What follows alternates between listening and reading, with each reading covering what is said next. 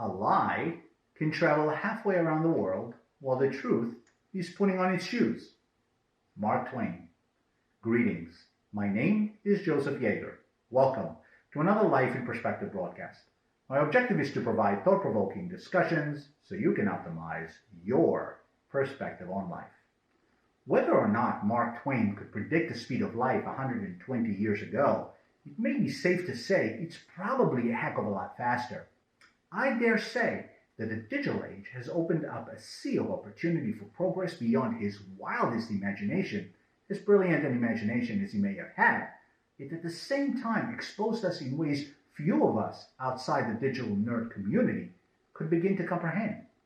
It's safe to say that the lie travels all the way around the world by the time truth even knows how to spell shoes. Before I continue, please consider subscribing to the channel if you haven't already done so by clicking the subscribe link below. It's free and would be much appreciated. You may also follow me on Facebook, Instagram, and Twitter. Cyber wars are not new, not by a long shot. They started decades before the internet was even an idea. Our safety was at stake and our lives depended on the ability of those in the shadows of national security to decode messages across enemy lines. In times of war, you never knew if your next-door neighbor or the person behind you at the checkout line was a friend or foe. What you said and to whom was not guaranteed to remain private or safe.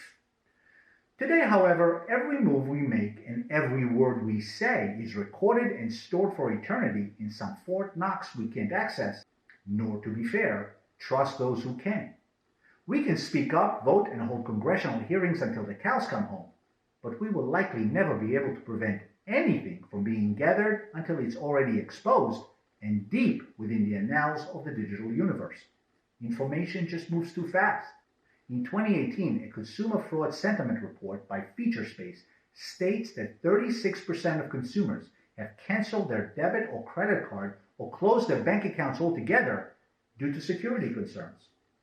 A cybercrime report by Bromian and Dr. Michael McGuire estimates that cybercrime created more than $1.5 trillion in profits in 2018. That is more than the individual gross domestic product of 48 of the states in the US and would rank as the 7th largest economy in Europe if it had borders.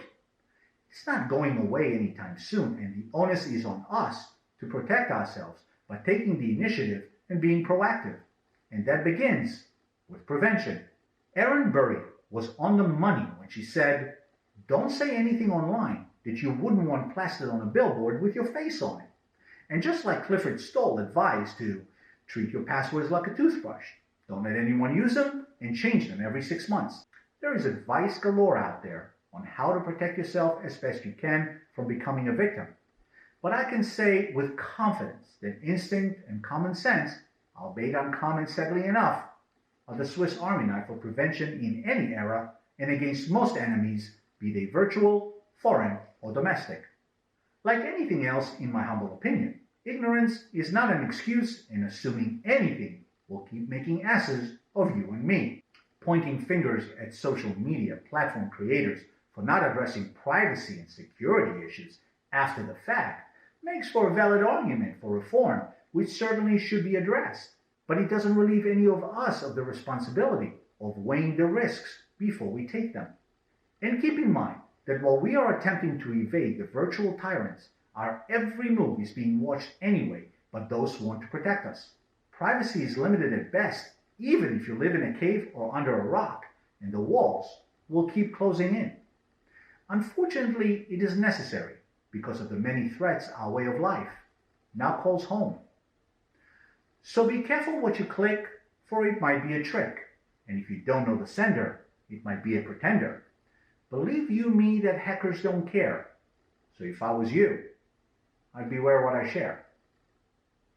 Please let me know what topics you would like my perspective on in the comment section below. Thank you for watching, and see you next time.